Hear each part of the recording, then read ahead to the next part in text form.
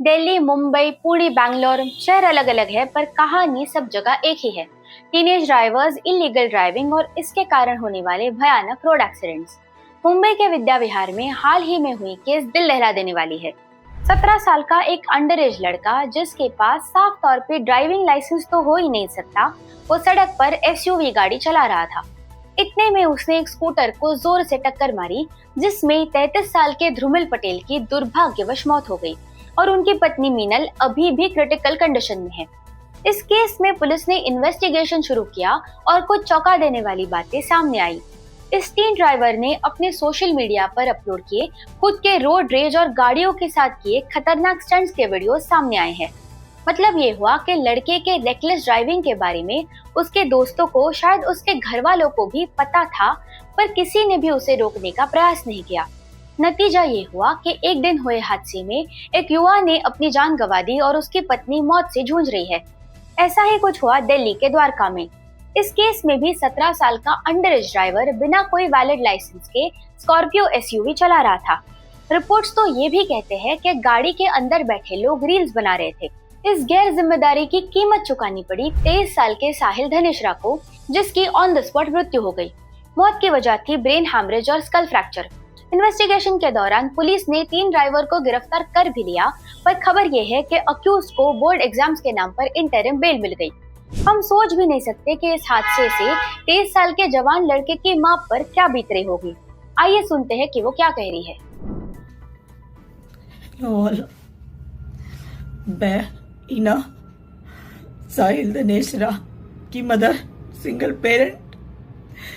मैंने अपने बच्चे को 23 साल से एज ए सिंगल मदर पाला है और एक रईसजादे की स्कॉर्पियो, जो कि स्पीड की रील और स्टंट मारने के लिए अपने घर से गाड़ी लेके निकले थे अनलाइसेंस्ड।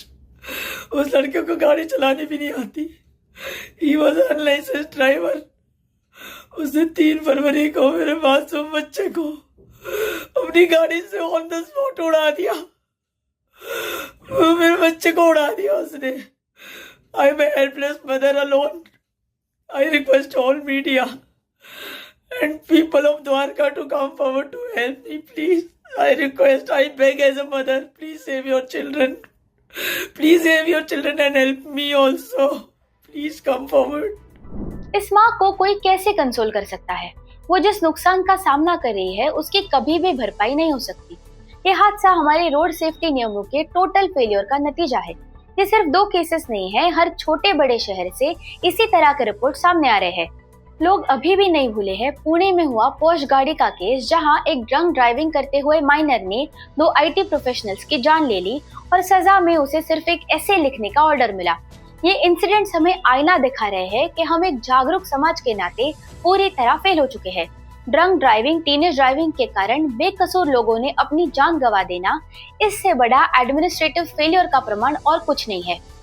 ट्रैफिक एनफोर्समेंट लगातार बोलता है सेफ ड्राइविंग, पर पुलिसिंग और इंस्पेक्शन वीक है। इलीगल ड्राइविंग के केसेस में एक्शन डिलेड होता है। लाइसेंसेस बिना प्रॉपर एग्जामिनेशन या ट्रेनिंग ही दिए जाते हैं और स्पीड लिमिट्स के बारे में तो कोई सोचता भी नहीं है। पर सबसे पहले ये फेलियर है माँ बाप का। ये कैसे माता पिता है जो अपने 15-16 साल के बच्चों के हाथों में बड़ी गाड़ियों की चाबियां थमा दे रहे हैं, उन्हें हर तरह का फ्रीडम दे रखा है और बच्चों के किसी भी एक्शन पर वो कोई सवाल नहीं उठा रहे हैं। एक वजह ये भी है कि आज भारत में कई युवा ऐसे हैं जो ट्रैफिक रूल्स तोड़ना कूल समझते हैं, बिना सोचे कि इस थ्रिल की क्या कीमत असल जिंदगी में चुकानी पड़ेगी।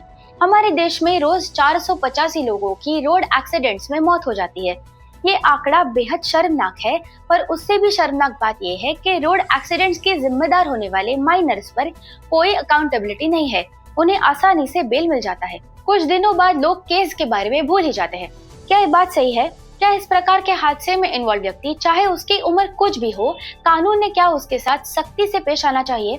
आपको क्या लगता है इस बारे में? आपकी राय हमें कमेंट्स में बताइए। For more such news and analysis, follow our channel Prama times.